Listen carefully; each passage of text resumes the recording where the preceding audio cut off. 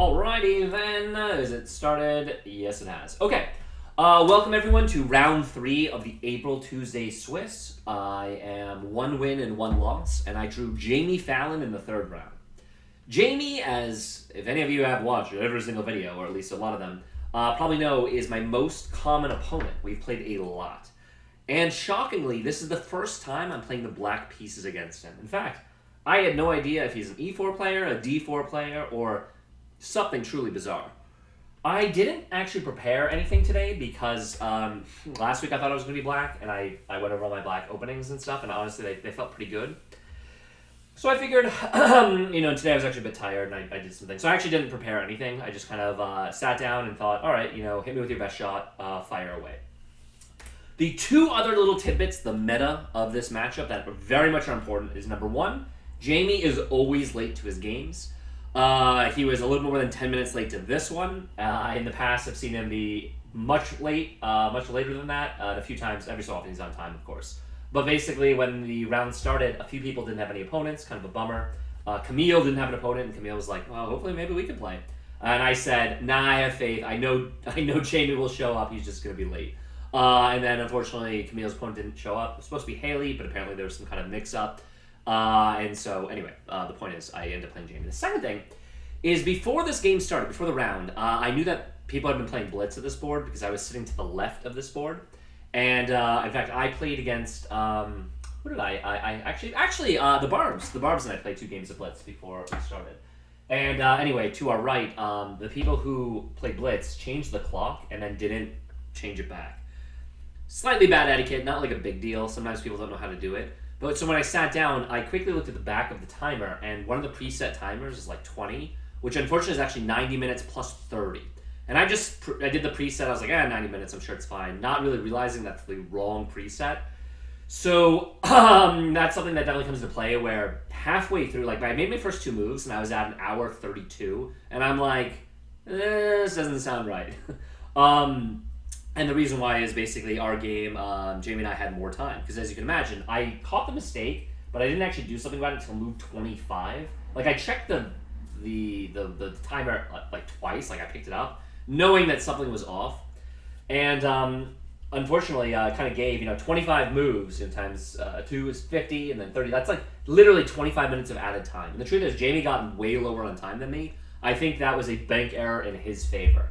But it is something worth pointing out that the timer, I'm going to tell you the time, but keep in mind, every move is 30 seconds added rather than 5, which does come into play. Anyway, all right, let's get to the game. That's kind of the preamble. You guys, if you've seen these videos, you know the type of opponent that Jamie is. The way I described him to Justin, in fact, Justin and I rode the tee back, and Jamie and I, we were the last game we finished tonight, is that almost every game has gone according to the script. This is not a spoiler, but Jamie will play quickly, kind of sloppy. He'll get a worse position, or he'll blunder, or both. And then you'll capitalize on it. So you'll be clearly better or winning. And then he'll play like a maniac, like a genius, and he'll just play out of his mind. He defends till checkmate. And literally every single game I played, the last one, if you guys remember, was the crazy blunder, followed by him touching the wrong piece, and then I offered the draw and the winning position. It was just a crazy game.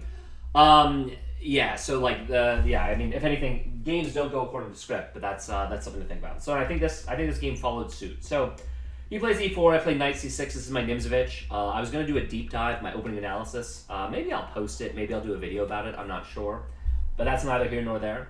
He then plays knight f3, and I think you guys know what's happening. He's declining the Nimzovich, which means it's time to whip out the Colorado counter gambit. Now, what's funny is I've now gotten in this position. I've played the Colorado counter gambit a lot. And this move, declining, doing anything with it, is only like the 3rd most common. Basically, d4 in this spot is far more common, at least online. And yet everyone keeps playing knight f3 against me. And so I just keep running. I just keep running it back, the Colorado counter gambit, even though it's just not that. It's not like the most common response, but it's what I've been getting every single time. So I shoot it out. Obviously, I know the theory, and Jamie looks at this, and I really think, if you see a move like this in the opening, you have 90 minutes. You really should think. Jamie, once he sat down, I wrote down an hour 18. Basically blitzed his moves out for the next For the next 10 moves, Jamie kind of blitzed. Now, granted, he's getting 30 seconds a move, but I noted that he doesn't change his time. So I guess maybe he spent 5 minutes total on the next 10 minutes, but, excuse me, on the next 10 moves. But, all right, here we go. He doesn't think about taking. He just plays knight c3. I know this is wrong. I take. I know this is theory. He then takes. I then play my knight to f6. It's the correct move. He then takes. I know you're supposed to go e takes. G takes loses the game, by the way. This loses the game to, I think this tactic. And that's checkmate. So hopefully you guys see that. Which is why you have to take with the e-pawn. And good thing I know all of this, so none of that's a surprise. And then he plays bishop b5. And once around here, I'm kind of out of theory. I don't want to show you guys my Lee chess notes on this position because I keep getting it, so I don't want to throw that. But I'm curious what I have for bishop b5 because I know this is a move, but I wasn't sure the best move. But you know what? I'm going to be honest. I think I played the best move here. So this was my first think. And again, I noticed that I was already over an hour 30. I was at an hour 32 or hour 33 in this position. So I was like, God damn, something is messed up with the time. But I thought for, which it says 6 minutes in this position. Because I was thinking about knight b4 with the idea of attacking this pawn. And kind of getting away, preventing him from basically trading and doubling my pawns. I thought about a6, kind of forcing clarification of the position. I thought about bishop c5, kind of bearing down, bishop c5, bearing down on this pawn, with the idea that he'll castle into it. And then I thought I found the best move, and I said, no.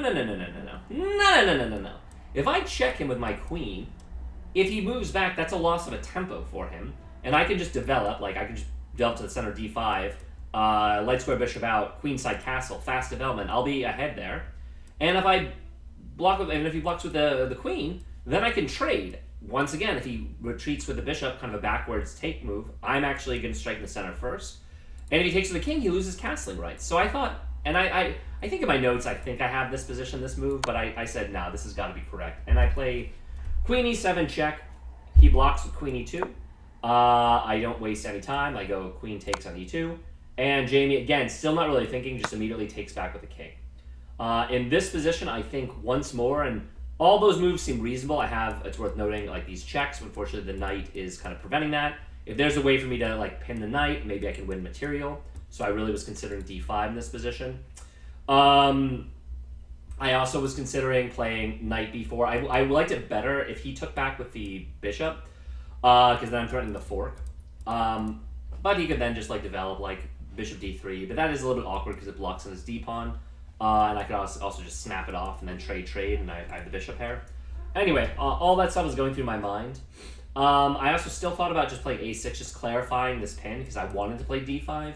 I thought d5 might be a little bit iffy if I played d5. This actually, like, what's the expression? There's a justifies his move, and I didn't want to justify his move. So I played in this spot what I thought was, like, the right development, which is bishop c5. Again, trying to bear down. Attacking, and maybe giving some jumps. Just real quick, because the first thought was when I actually trade the queens. I'm going to turn on the analysis here. Again, I'm going to kind of zig it. Oh my god. Okay, well, it was the best move. All right, queen e7 is the best move. Hey, I'm going to pat myself on the back. Pat. Because again, I did end up playing queen e7, which is the best move in the position. That's awesome. The other moves I was considering were bishop c5. It's not showing. I'm glad I didn't do that. Bishop b4, I did not consider that one. a6, I did consider that. That is a good move too, just clarifying the position. And they don't like any of these like random knight jumps. Okay, cool. I'm proud of myself. I found the best move in that position. Anyway, yeah, and real quick, bishop c5. I'm still looking at like these tactics. I just honestly, the reason why I didn't play knight b4 is I thought that he could literally just attack my knight, like if he wanted to. And if I go something like knight to c2, which doesn't really work, he can just slide over, and my knight is actually going to get trapped here. You know, like a backwards move or something. So I thought that was like really wasteful. And I thought if he plays c3 to prepare d4, I'm just helping him. So that's why I thought knight b4 was inaccurate. All right, anyway, I play bishop c5. He now kind of surprises me. He just gives me the bishop pair. Jamie, again, not really thinking, just immediately goes bishop takes on c6. And I actually did calculate this a bit. Maybe I should have thought longer about d takes, But I thought I wanted to capture towards the center. I thought B takes was kind of obvious here, but it looks like the two moves are basically equal. Yeah, okay, B takes is slightly better. They're equal. All right, cool. The good news is if you guys look at this, black is already a bit better. And for the record, I thought I was better because the position, it's going to be an open position, queenless middle game, where I have the bishop pair sweeping through. And I thought that my diagonals are pretty strong. So I'm not going to say I was in love with my position, but I thought I was clearly better. But the reason I think why Jamie went for this, he now plays d4 with tempo. It's worth noting that the knight is protecting the pawn. It's attacking the bishop. I have to move it. I can't take it. And I moved to the only square that I thought made any sense. It's not a conventional square where you want your bishop d6, until you can play d5. You don't really want to block your pawn. But I thought if I go to b4, he can just develop c3 with tempo, and I'm in the same quandary. And I thought if I drop back to b6, it's the same deal. He can basically lock me in jail. And I thought that becomes a very bad bishop. So I thought I needed to... and I thought in lines where I dropped it to e7, there are some spots where if he slides the rook over to e1, kind of pinning the bishop and also preventing me from having castling rights. And I thought if I drop it all the way back to f8, then I'm boxing in my rook. So that's why I thought bishop d6 was the only move that made sense. It was the natural move. But immediately Jamie follows through with c4. And this is, by the way, the first move, c4, Jamie used a little bit of time, a couple minutes. In response, the next few moves I used about 5 minutes a move. I thought for a long time is incorrect. But a 5-minute thing is definitely a medium thing. Because now we are out of my book. I think I've achieved something, which is the bishop pair. His plan, I thought, was pretty clearly to play c5, and then it boxes in my bishop. It kind of becomes a bad piece. But I calculated, if I do something random, okay? I calculated c5. Oh, no, wait. Sorry. I calculated something after the next move I played. I thought, in this position, I looked at bishop b4, but I thought that he could then just play a3. Same deal, where he just bumps me back with tempo. So I didn't like that. I have no squares, so I can bring it out here, and I have to be aware of c5. So all my plan needs to kind of play around freeing up my bishop. I thought about c5, but I thought that actually he could then just play d5, and then not only is this piece bad, kind of hemorrhaged and kind of stuck in, but so too would my light square bishop. It would be forever stuck kind of in jail, especially once he lands b3. So I thought positionally c5 was a really big mistake. And so the two moves I looked at were castling, and then the move I played, which is king f7. I thought that was the best move, because I thought that I would want my rook on the open file, I want my king protecting my my rook, and I wanted the f8 square so I could drop the bishop all the way back and reroute it if I needed to. And I thought that was kind of the winning idea. So after 5 minutes, I found it. Nothing else made sense. Sometimes in chess, I think when you can go through your candidate moves and you just kind of can pick off the ones that don't make sense. Again, I don't know, but I'm pretty positive I found the best move here. Okay, I didn't. No, now they king f7. No, I did. Okay, cool. I'm laughing when I see all these other things that are not king f7. I'm oh shit. But I think I played well here. This made sense. h5 makes some sense too, just kind of getting some space on the king side. But I played the best move. Okay, good. And it made sense for me. I found it after about 5 minutes, so I feel pretty good about it. Okay, cool. In this spot, I still thought that Jamie was going to play c5 and just lock it up, which I didn't think was good for him, by the way, because I have something sneaky here. I am always thinking about bishop a6, zeroing on in, and coupled with the idea of playing rook e8, his king would be forever boxed in. It's kind of a lot of threat, actually. So I was actually kind of hoping he would play c5, because I think it's a trap. So I was looking for, and after king f7, but he doesn't do it. He plays bishop d7. He's trying to connect his rooks, which makes a lot of sense. Let me show you. And this is another position I thought for 5 minutes. I played a5. Another move I thought I was very proud of. For the record, let's say in this position, if he played c5, my plan was an intermezzo check first, okay? And then if he moves to f1, it's worth pointing out that he boxes in this rook. If he moves to d1, it's worth noting that, why did I think that was bad? Maybe that's not bad. I actually thought his best move would be moving to d3. But nonetheless, let's say he goes king d3, then I would drop back this way. And I thought that I now have ideas of d6, basically opening up the position, and then of course my light square bishop has a chance of going this way. Maybe playing along this diagonal, maybe pinning this knight. So I was getting excited about kind of inducing c4, which I thought was a mistake. Now I'm kind of curious what the computer says if they like, c5.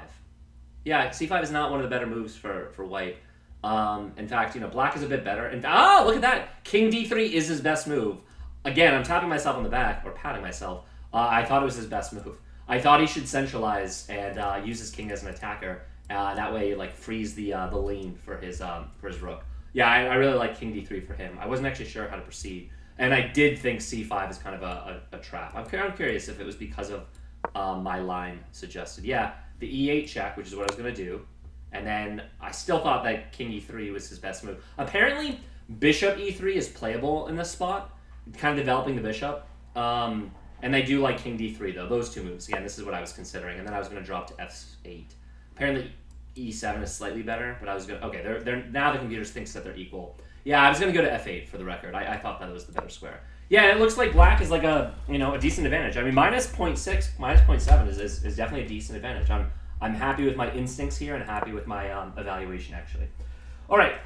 Nonetheless, that doesn't happen, and I push a5 again after about 5 minutes. And I liked my plan. Again, hopefully I don't sound like an asshole, but I don't think I do. But sometimes I play terribly, sometimes I play well, and I'm really proud of how I played here because I wasn't sure. There wasn't a concrete plan, and I liked this because I thought that there were situations where I would want to play my bishop to a6, and by playing a5, I'm kind of preventing these b4 ideas. Moreover, I'm giving a potential anchor spot for my dark square bishop. And there are lines where my bishop is now defended by my rook. So I thought it kind of does everything. It kind of builds space, it kind of it's prophylactic, and it's setting up a threat with the bishop a6. So that's why I liked it. For the record, the other moves I thought of in this spot, I was considering g5. It felt a little bit premature. My idea was that at the right time I could play g4, bouncing his knight, especially if this pawn becomes weak. But I thought that was kind of like the h2 pawn was kind of like Fischer-esque, where let's say he centralizes his rook. I can't really take it. I told Jamie this after the game, because in lines where I go bishop takes h2, he then has g3, and then I probably, if he re-swings the rook back, have to sack on g3. So I didn't think I was really threatening it. I was just trying to like limit the scope of his knight. One thing that's worth pointing out, I pointed this out to Jamie, is my f6 move is basically shutting down his f3 knight. He had a really garbage knight. So another idea with pushing g4 at the right time is if I could control the h4 square, I wasn't sure how I was going to do that, I could potentially win material. So that's why I considered g5. I also considered rook e8 check here, but I didn't think that would help. In fact, I thought that would hurt me because I thought that he should have wanted his king onto d3. Because this pawn is dead right now, so I don't actually have ideas of pushing my bishop to f5. So I didn't think it was correct to check him and kind of help him improve his position. Anyway, I play a5. I thought it was a bit better. He plays rook he1. Still, his king is in the middle of the board. He wants to run with it, I'm assuming. And this is where I say, no, not on my watch. No. I was considering playing the bishop out here, but I thought after bishop b4, trade, I could maybe gun down on that pawn by, again, playing the rook up and trying to double and basically go for the a pawn. But I thought that was slow, and I thought maybe after a move even like a3, yes, maybe I could reroute on the b file, try to gun it down here, but he still have the, I don't know. I guess the dark square bishops wouldn't be on the board in that line, that variation. Anyway, kind of curious. He goes rook he1, and I follow through with my plan. I play bishop a6. Hopefully you guys can see the tactic. Obviously this is a pin. This pawn can't now push c5, but also I thought that if he plays bishop takes on a5, obviously that's losing. You guys certainly can see why, because then I play bishop takes with check, and it opens up. So this pawn is indirectly defended. I know that Jamie's not going to fall for that, but I thought that it was a good tactic as far as implementing. In preparation, Jamie plays b3. He's kind of anchoring the c pawn, and when he does that, I thought my plan was pretty straightforward. I didn't think long in the spot. It looks like only 2 minutes, and I play a4. The reason why is in this line, now he's actually attacking my pawn, because if I let it, if I do a random move, h6, now I thought he actually could take, because now if I take, he can take back with the pawn, I take, and I actually think that white is slightly better here, because these are pretty strong pawns, and I no longer have the bishop pair. Yes, maybe I get some easy play with rook ha8. Maybe I'm fine. I don't know. Now he pushes here. I probably check. He moves up. I move up. He takes with the knight, I guess, because otherwise he loses the pawn. Yeah, I'm unsure how to evaluate this position. I can't move up because I actually would get myself trapped. You guys can see that. Bishop f4, g3, bishop g5, h4, and the bishop is trapped. So I'd have to go back to like e7. I'm kind of curious actually how the computer evaluates this. Yeah, the computer evaluates this like very equal with white slightly better. So I did see this, so I didn't like that. Okay, actually white plus 0.4, decently better. So I am glad, again, I didn't go into that. So that's why I didn't think, some random ass move allowing bishop takes was accurate. I thought I had to play a4 myself. Jamie on his turn here finally is using some time. It looks like looks like the last few moves he's spent about 20 minutes. So this one he spent another 7 minutes or so.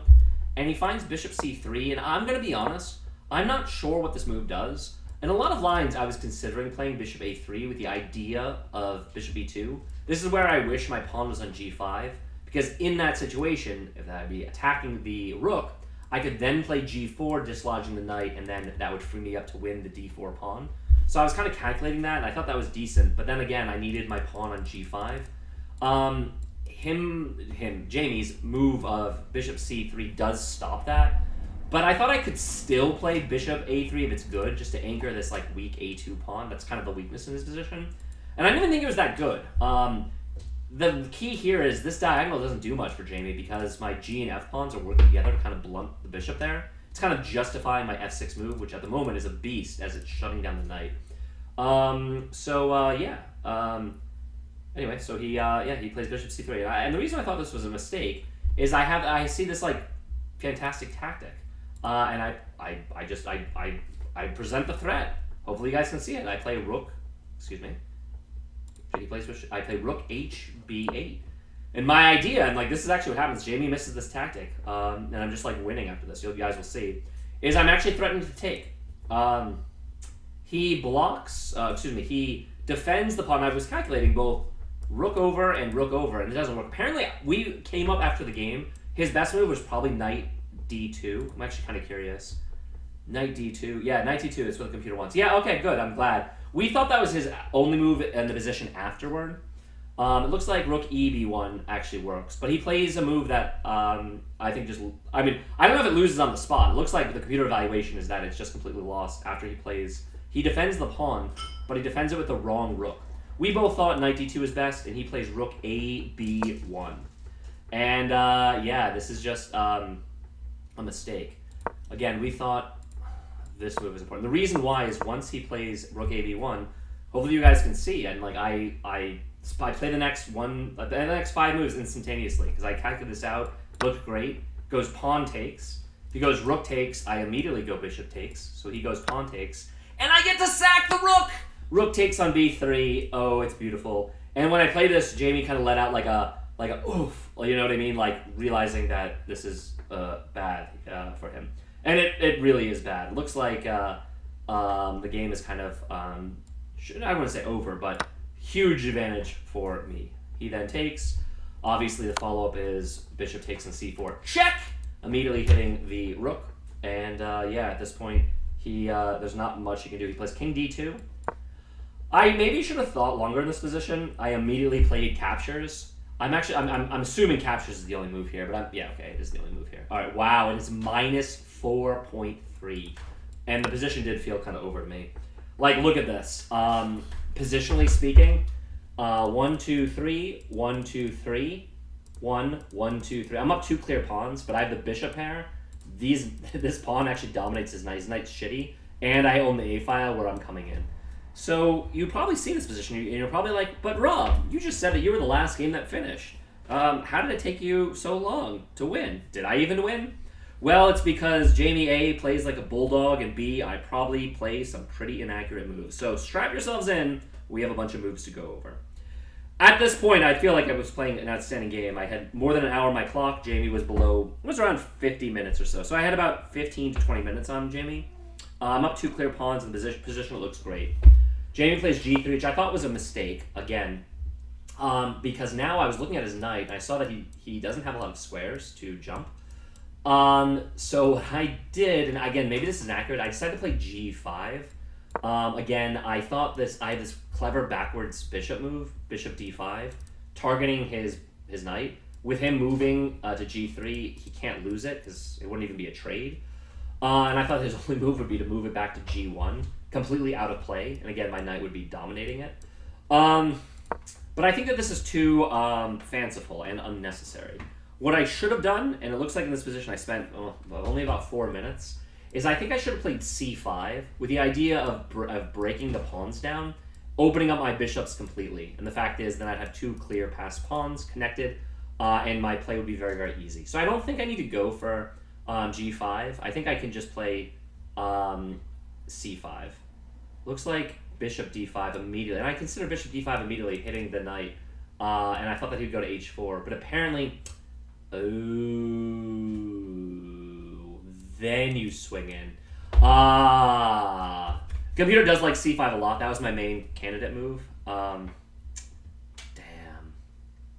Damn, Daniel. Yeah, I thought c5 was the right move. Again, if he takes. I mean, look at this position, guys. You know, coming in, this seems very, very easy. And the event that he doesn't take, you know, he plays. I don't know what he would even play here. I don't know. I mean, what can he do other than takes? Let's see what the computer says. The computer says that he can play rook b1. Okay. Well, I guess I could push. I also could just, I mean, I would threaten the knight first. He would then jump. Let's say he jumps here. Trade, and like, look at this position, guys. I mean, this just looks very, very winning to me. All right, none of that happened. Let's continue on with the actual game. He plays g5. Probably unnecessary. He plays king d3, and at first I thought this was a bad move because I kind of control these squares, but then I realized it was actually probably a good move because he wants to play knight d2 and get his piece back in the game, and I kind of missed my opportunity to kind of cement it and just win it clearly. And I realized I lost my chance to play c5 earlier, so I'm like really regretful. And it looks like the best move. Okay, c5 is still a very good move. I do play c5 for the record, and I do like rook a2. I thought if I play rook a2, he just answers with knight d2, and again, he'd be attacking my bishop, and at the same time kind of blockading my rook on the 7th. But the rook on the 7th is really strong. I probably should have been like laser glued onto it. You know, it's probably a good thing. But I play c5 here. You know, I wish I'd done it the previous move, but it's not a big deal. He plays knight d2. Looks like I calculate for about 3 minutes. Obviously, I consider just moving it back. But then I just take, for the record, I could have just moved it back. And then obviously if he takes, I take. You know, same deal. This is Ompri, and I'm gonna kebab him. But instead, I go bishop, pawn takes, and the reason at this point is I wanted him to go knight takes bishop, and then I go pawn takes bishop. And my thinking was that this is the only way I'm not going to win this game is if we get a bishops of opposite endgame. So I didn't want my light square bishop against his dark square bishop. So I thought that that's what I should try to play against, because even if I'm up 2 pawns. Granted, they are connected, and they're passed. There's no pawns in their way. Maybe it's a very easy game to win with bishops of opposite anyway. But I just wasn't. Again, I thought I had the luxury of basically being very, very picky and choosy. So I went with this line. Anyway, knight d2, c takes on d4. He plays bishop takes on d4. And now, as you guys can tell, my bishop is umpri. I didn't think this diagonal made much sense. I didn't think I should go rook a3 because I thought rook a3 he can actually play like bishop b2, and then if I move the bishop, maybe he can go knight takes, but then I take. I don't know. I thought rook a3 was still good. Honestly, I thought everything was winning. In fact, I'm guilty of playing too quickly in this spot, but everything seemed just very, very winning. I play bishop e6, kind of anchoring it down, centralizing, thinking that now, I'm just basically getting ready to essentially just push the pawn up the board. Like, I thought that was very straightforward. You know what I mean? Like, pretty easy victory. Jamie plays f3, which felt like a bad move as well. I mean, not to rub it into Jamie. You know, again, I get along. I like Jamie. I think we're friends. You know, all that stuff. But I thought that all these moves were just making his position worse, to be honest. And in this position, I thought I had a checkmate with the power of the dual bishops and the infiltrating rook. I thought I was going to checkmate him. Yeah, and I don't know. Maybe I'm wrong. I play bishop f5. He plays king c3. My thinking, by the way, is if he actually ended up blocking with the knight, I was going to just trade, thinking that now we're getting the same color of bishops. Very simple endgame for me. Like, I knew it wasn't the most accurate, but I thought this was a position that I'm going to win without much struggle, because I know how to win it. You know what I mean? Like, it's not bishops of opposite. Bishops the same. I just have the D and C pawn. I basically just push them. I can trade these pieces off if I want. This is symmetrical. There's no threat. Very, very easy. Anyway, he doesn't oblige me. He plays king c3. And this position, after I play rook a2, finally I enter, trying to basically jump along this back row. Also, if you guys can tell, I'm threatening to win his knight. If he does a random move, I have rook check on b2, dislodging his king from the defense of the knight, which means he has to either move the knight or move the king. He can't move the king because he moves it away from the knight, or move a piece to defend the knight, blah, blah, blah, blah, blah. And I thought once he moves the knight, I have free reign to just take the pawn. I think his only move here is to go knight f1, and which that's what he does. Real quick, what did I want to... Oh, and this is the position where I excuse myself, because Jamie's down to 36 minutes, I'm down to 55, but I look up the board on our left, and their added time is literally more than 20 minutes less than ours. And I checked the clock again. I went outside. Justin finished his game. I said, hey, Justin, I have a tournament directed question. I'm pretty sure I messed up the time. There's too much. So we went back in. We stopped play. We pushed pause. He reset the clock, so it was only a 5-second increment. But it does mean Jamie got about 20 extra minutes, which kind of mattered because Jamie also ran kind of low on time. You guys are probably thinking to yourself, wait, but Rob, this position is totally winning. How come you needed extra time to win? Well, because you guys had to see how I blundered.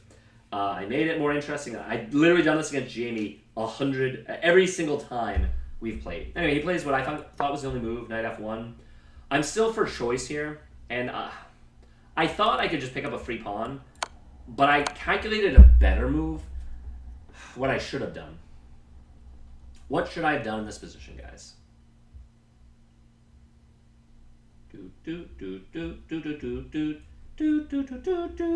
I haven't actually checked this on the computer. I don't know if this is true. But what I calculated in game is I thought actually c5 is more accurate. Obviously, you can't take the pawn, or else I take the bishop. He can only move it to either e3, which does block the rook. And I thought more likely he would move it all the way back to g1. And then this position, I thought I had bishop check. The reason why I didn't go through this line is I thought that he would actually sack. But I'll carry through. As you guys can tell, these are completely cut off. This is completely cut off. This is completely cut off. So I thought that he had to run up. And then I was going to play this move, bishop e6 check. And I didn't see the exact checkmate, but I thought he was getting checkmated here. Okay, it looks like the computer doesn't see a checkmate either. But this is what I saw as far as the follow-up. And I thought this was really good. But maybe I'm wrong.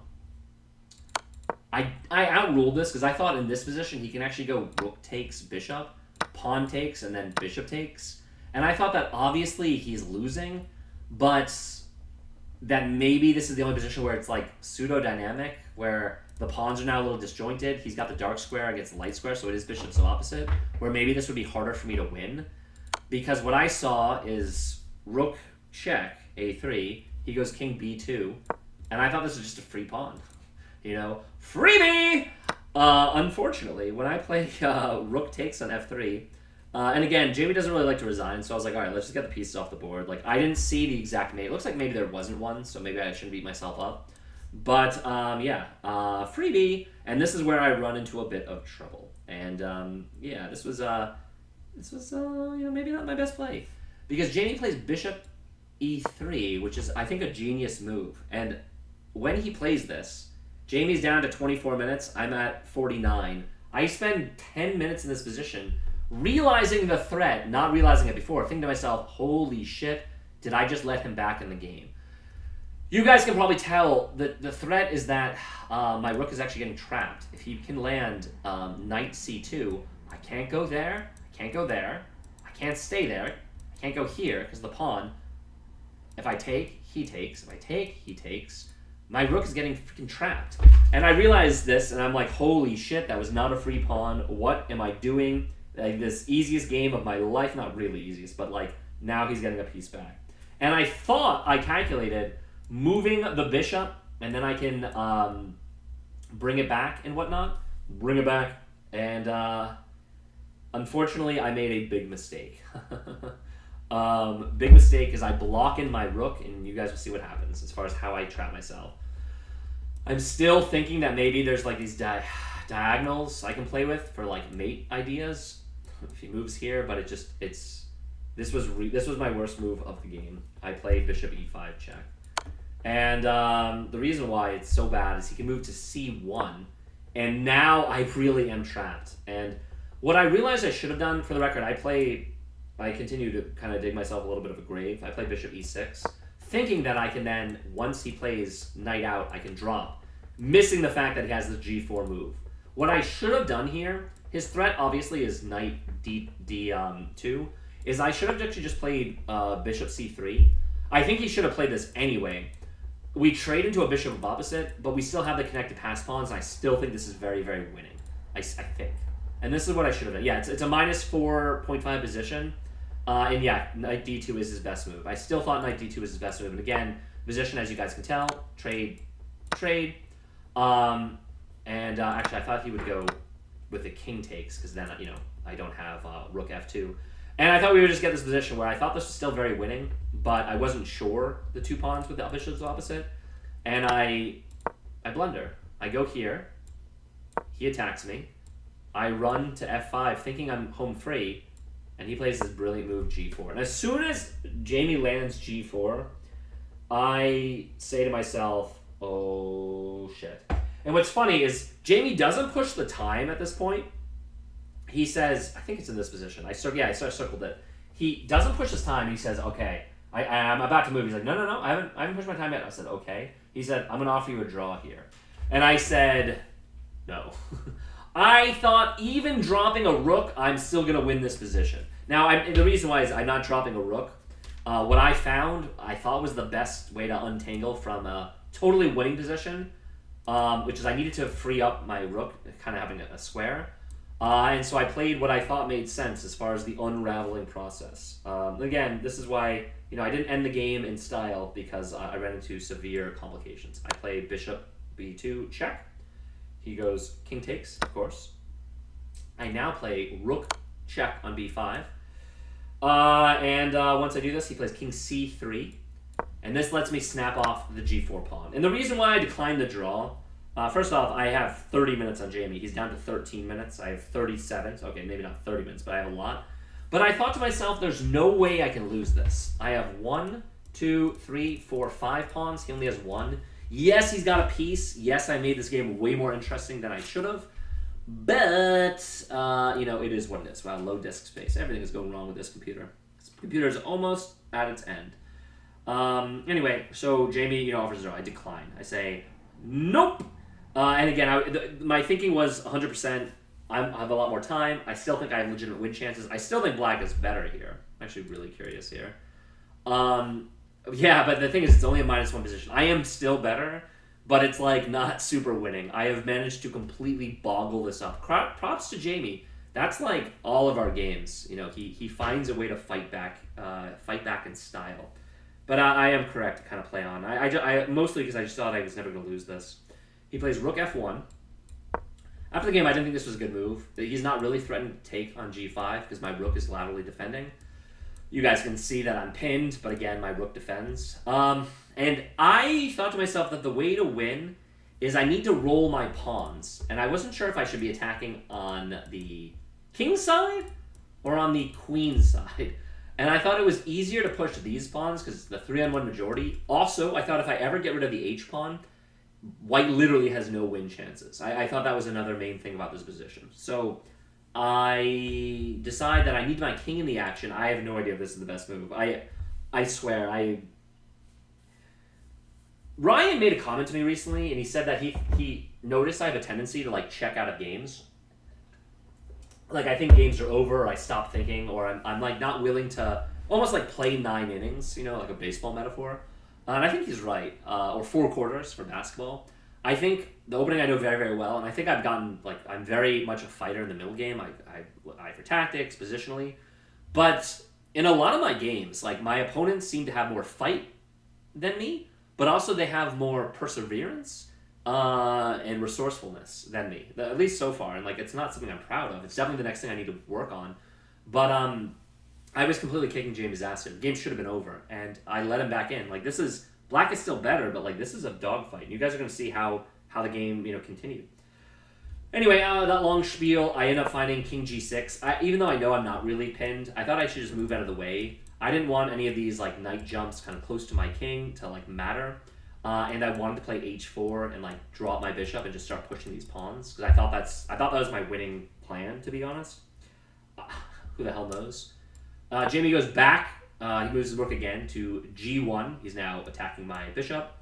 And I thought this was actually good for me because this lets me play h5 as like a natural defensive move. Thinking that he's not actually threatening h3 because I can just take it. And he never has a sack here because it's defended by both the pawn and the rook. And I thought if he plays a move like h4, I was actually just going to take. So I thought that this was natural and good. He plays knight e4. Just so you guys can tell, I thought this position was like very winning for me. Yeah, it's -2, -1.6. It's good for me. Yeah, and I like takes, but it's not over yet. Yeah, I mean that's the crazy thing about chess. People, you gotta play the whole game. You can't cheese out. I wasn't sure what he was threatening here. Actually, Jamie said he wanted to like. What was Jamie doing with this move? I don't know. He's putting more pressure on my g pawn, but I don't really think it matters. I thought that I should start just rolling on him. And I thought in order to prepare that, I needed to drop my bishop so that I can play g4. Again, no idea if this is correct. Again, as I joked to Jamie, I was making it up as I went along. Jamie's down to 9 minutes. He plays what I think is a good move. I thought it was the best move in the position, bishop c5. I was kind of looking at these lateral checks. He's now taking that away. He's also maybe threatening to trade. I had no idea if I wanted my bishop on or off. Again, I thought I was always playing for the win here, but I didn't want the pawns to become split. Like, even though it gets a huge pawn chain, this would now be just like isolated. I wasn't sure if I didn't think that was good for me. I thought I wanted to keep them together. Again, I have no idea. I just know I bungled it up. So I go back. I play bishop c5. My threat was basically I wanted to push my c and d pawns. I wasn't sure if I was going to piecemeal it, do it in one, but I just knew I needed to start rolling a little bit. They see me rolling. He plays bishop d4.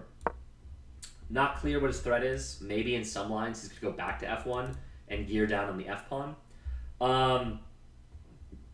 Don't think it's a big concern, to be completely honest, but maybe I missed something.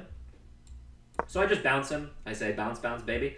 My idea was d6, c5. Just, again, I wanted to roll these pawns, get on in there, kebab his h pawn, so I'm never, ever going to lose this game, and just take it from there. He plays knight d3.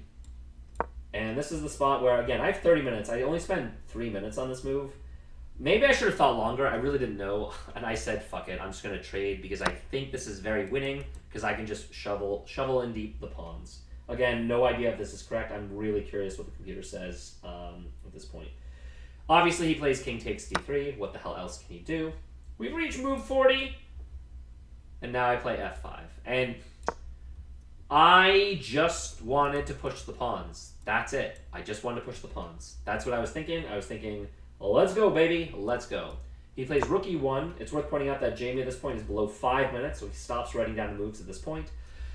And I wonder, is it dangerous if he plays rook e6 check? And I calculate no if I play either f4 or h4 to give myself a square. And so I play f4, thinking I saw something that I didn't. By the way, I think this is where I make another big mistake. You guys will see what I mean. He plays rook e6 check. I didn't think this did much because I move up. I want to get my king up and just push the pawn. Just push the pawn. I want to get the rook behind and just push the pawn, blah, blah, blah, blah, blah. Push the pawn, push the pawn. Anyway, king f5. He plays rook f6 check. I think this does anything. It kind of puts my king where I want it. King g4. And he plays king c4. Attacks my rook. And this is where I make, and I realized this as soon as I moved, and I was just biting my lip. The good news is Jamie's down to 3 minutes, and this is the spot where I have 24, where I never know if I should be pushing my opponents on the clock or sitting back and finding the best move. Thankfully, Jamie doesn't catch it because I think maybe I'd still draw, but you guys will see the super blunder. I pointed out to Jamie after the game, and I'm glad he missed it. I play rook f5. Now, the reason why I thought this was good is I'm just getting behind the pawn. We're going to trade off the rooks, and then this is like unstoppable. The reason why it doesn't work, you guys probably see the tactic, is he has h3, and then I take, and then he takes my rook. I'm not sure I'm losing at that point. I think I still might be able to draw, believe it or not. Just so many pawns, and they're fast. But this was Jamie's spot to like get back into the game, or possibly even win. Thankfully, he reaches for his rook, he touches it, and I breathe out a sigh of relief. I know if he trades, it's the easiest win ever. He plays rook e6, and I realize I dodged a bullet, just so you guys can tell. I mean, this move just wins. It dislodges me, so I'd have to go here. And I'm actually curious. I thought that I still have drawing chances. +2 points. Nah, it's pretty over. +2 point. Yeah, this was my chance. I threw +3. Yeah, I was gonna play g4, and I was gonna just pray that I could push these pawns. But yeah.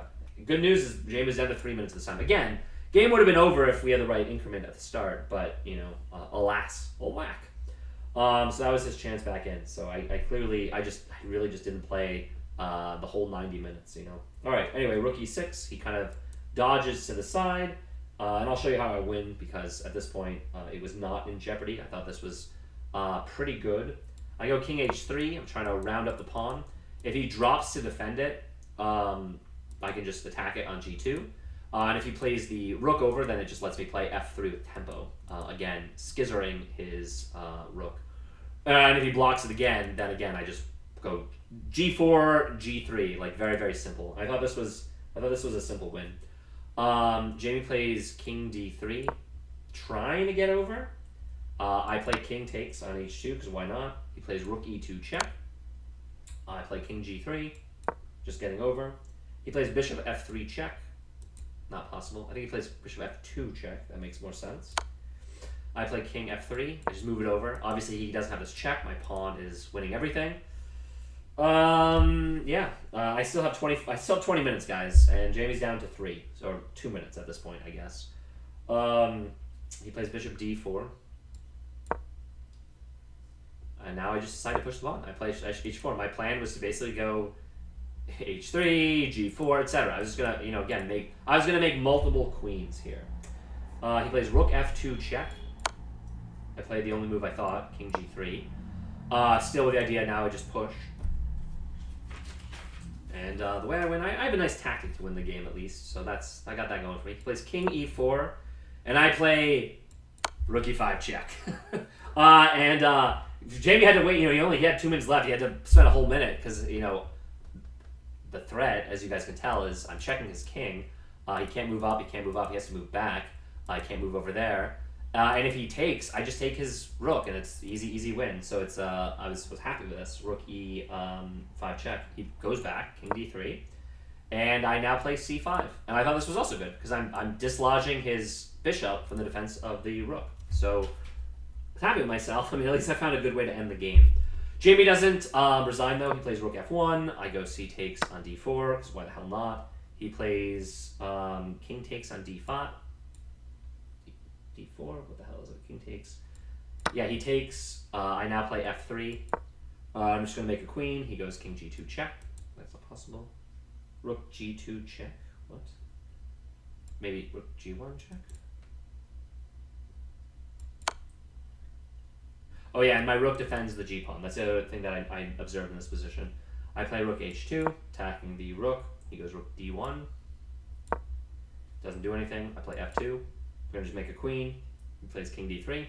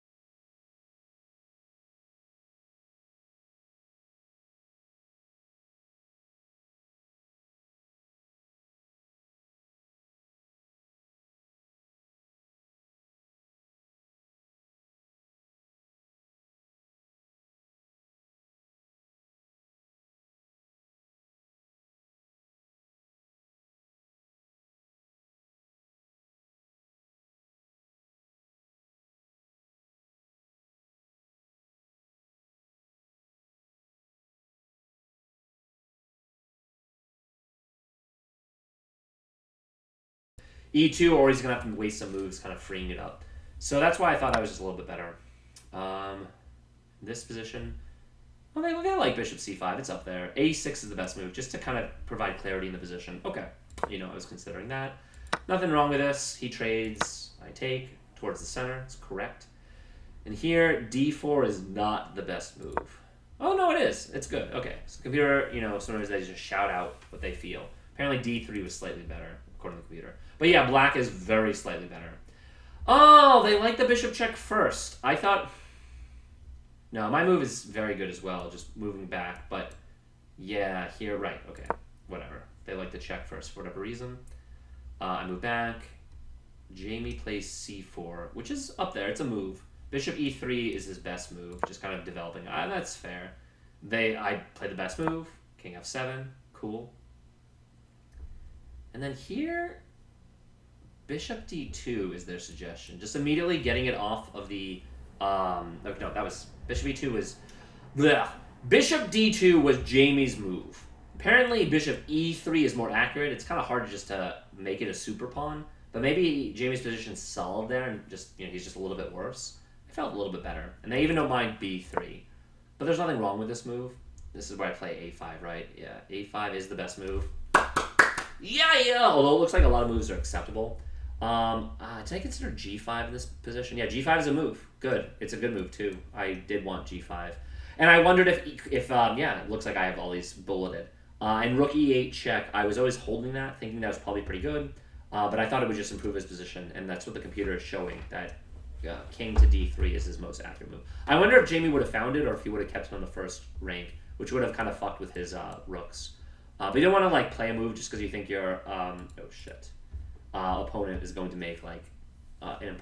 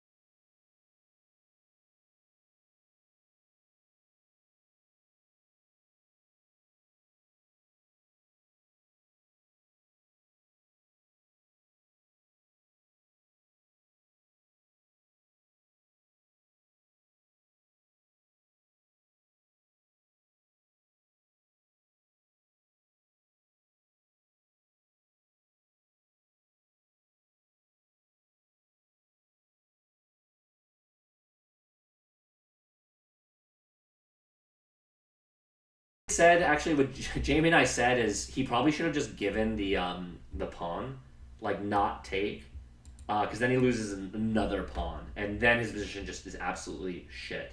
Yeah, and this is what I suggested. I'm really happy with myself. This is what I suggested to Jamie after the game. I said I thought he should have gone king d3, because then the king is the defender on the pawn. He only loses one, and then you can take. And it's still obviously good. And I told him he just needs to kind of grovel there and just it's still drawable. You're down a pawn. Minus 1.5 is fine.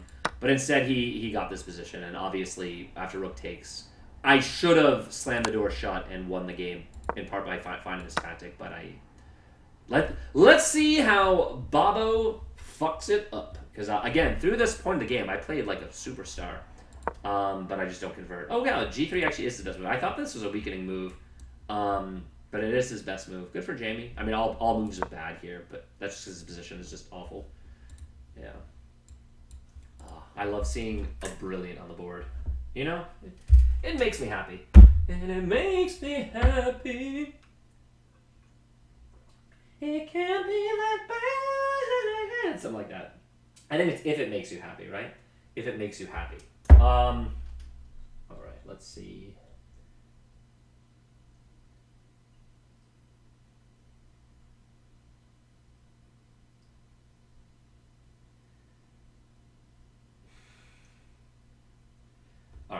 Hopefully it's caught up. Let's find out. Yes, indeedy. Yes, indeedy. I hate like leaving the engine on like this. I apologize.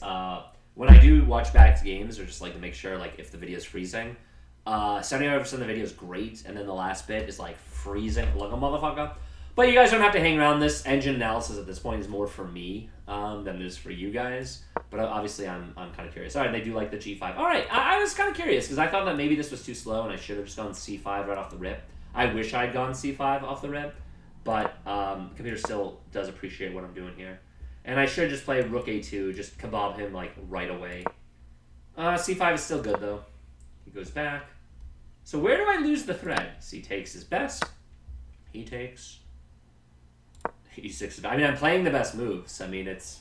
You guys saw my overall accuracy, and 84%-ish is not a great game. In fact, I think I've said this in other videos and like on my spreadsheet. I'm only happy with games I score 85% plus. Obviously, all games are different. Some are more tactical, some are more complicated. But I'm really setting the bar that I want 85 plus in every single game. So technically, this one failed, although I did have the brilliant. And it's definitely because of my conversion in the end game. I am super winning, and I found a way to make this far more challenging than I should have. I played the best move, Bishop F5 check. Yeah, they like it. He plays King C5. I mean, he's just... Jamie is completely lost here. Completely lost. This is still one of the best moves. You can't fault me. King A2. It looks like the computer says that he should actually play Knight E4, which is funny. I would have just traded. Basically trade, and then I would have won another pawn. I mean, that's completely lost. I think he played the best move for, like, practical stuff. You know what? Jesus Christ, I did play the best move. I thought I got myself trapped here. So what the hell happened here? Rook A3 check is the best move. I played the best move. Wow. Jesus. Yes, this is the best move. He plays over, and they want me to take the pawn. I took the pawn. He like isolates in my rook, and this must be where I... This isn't even bad. Bishop E5 check. Apparently I should play Bishop B4 and just gun down. No lie, I was considering that. Yeah, because then if he plays knight over, I can just take and then take, and that's obviously fine. I mean, that's the position I wanted to avoid, because that's the bishop opposite, although I'm up a million pawns. I just wasn't sure. I thought that was... I thought that vaguely maybe it was drawable. Maybe. I don't know. So I avoided that, and I check him first. He moves, and apparently for me to stay here, I need to play Bishop G4. This is an accuracy. For some reason. Even though it's on the move list. Bishop E6 is on the move list, but H3 is fine. Attacking the knight. So then when he plays here, where am I supposed to go? I'm supposed to go to F5, which is what I did. So what did I miss here when he plays the pawn? I'm supposed to play to F4. Oh, okay. Okay, I see. So I made this far more challenging for myself. I'm such a dumbass, guys. Okay, hopefully you guys can see here. The reason why is you sack the exchange. You don't sack a piece. I played... Such a dumbass. Yeah, and I also could have just taken the pawn. Takes. I still have the bishop pair gunning down. And apparently that's minimized, so that's okay. Bishop B2 is interesting as far as freeing up the rook, but not the most accurate. I'm a dumbass. Anyway, just so you guys can tell, this is definitely better, because you play here, he takes, and then after you go take back, like, the knight is pinned, and I'm going to win these pawns. Like, okay, he can block with H3, and then, I mean, of course, I can just start smashing with H5, but, like, this is pretty easy for me. And they do like the plan of getting, centralizing, or using the king. So even though I'm down the exchange, I'm up a million pawns, this is still very, very winning. All right. Whatever. So I made the game way more challenging, because after this, it's only -1. Yeah, they like this. They like that. They like that. Yeah, I didn't think this was a good move. He doesn't really attack anything. I ended up going King G6. It's one of the best moves. Bishop F5 is the best move. I don't know why. Oh, they consider this an excellent move. All right, so I basically committed that one major blunder, which went from -4 and change to -1. So it was clearly a blunder, but I could have just sacked the rook for the exchange, and I would have still been very, very winning. So, all right, that's on me. Oh, they like my move. H5 is the best move in the position. Cool. Again, this might be boring for you guys. I don't know. Yeah, I never know. But this is, again, the computer analysis has more for me. It looks like, actually, like, almost the entire game up to this point, I played near perfectly, but I had one major blunder. Put it in the blender. Put it in the blender. Hi, Kit Kat. I bought a box of Girl Scout cookies from Haley. Haley wasn't actually there, but I Venmo'd her. So I brought them home. She only had 2 different types left, and I asked Lizzie what she preferred. She preferred these, like, peanut butter cookies, but they honestly tasted like crackers. Not my favorite type, to be honest. I don't know what they're called. Called peanut butter cookies. But no, I love peanut butter cookies. Anyway, that's my cookie story for the day. Next time my disc thing pops, I'm gonna have to comment on it. This is an accuracy. Rook e5. I thought after rook e5 he could just play king d4. I wasn't sure, so I did look at king. I did look at rook e4 5. Instead, this is an accuracy. Great. Now he's attacking me. H4 is best. I just moved back. I wasn't sure what to do. He blunders. All right, so this is clearly where the accuracy, gets punished. In this spot, rook a5. Also, I'll just show you guys. You saw I won. Next week to end the tournament, I play a guy named Anton Stark. I'm black pieces again, which is fair. I've gotten 2 whites. This will be my second black. I have to win to have any shot at prizes. Obviously, if Matthew wins, then he'll win the tournament. If Noah wins, he'll win the tournament. So if they both draw, then the best I can do is tying Matthew, so splitting a second place. But I think if Noah wins and Zane loses or draws, and I win, and these guys draw, I'll split second. I mean, yeah, 3 points generally doesn't get it done. Anyway, I need to win to have any chance of any kind of prize money. But it looks like I still have a chance, which is kind of nice. After losing my first game, I can't really complain about that, Also, it looks like after this win, between the club night, the draw against Ben. By the way, I'm playing again on Thursday. My rating is now equal on the month. So if I do well the last game, I may even gain rating. So after my disaster week 1, where I lost despite up a piece, I still might be able to gain rating, which is phenomenal. All right, anyway, he plays here. C5 is the best move here. I fucking knew it. I didn't want to play C5 for the record because I didn't want to dislodge the lateralness of my rook, but I think I needed to get him rolling. Yeah. I traded, which is still fine. He took back. They don't like F5. It's just not the best move. Still C5. I still need to just push around with tempo. I just didn't want to split my my rook away from the board. Rook E1. F4 is best. They let me go. Jamie let me go F5, F4. This was inaccurate because I can run up. Great move. Thank you. Thank you, computer, for finally saying great move. Checks. I go to G4. F7. Now, I blunder here, of course. This earns a blunder. Threw the game away if James spotted, if he had more time.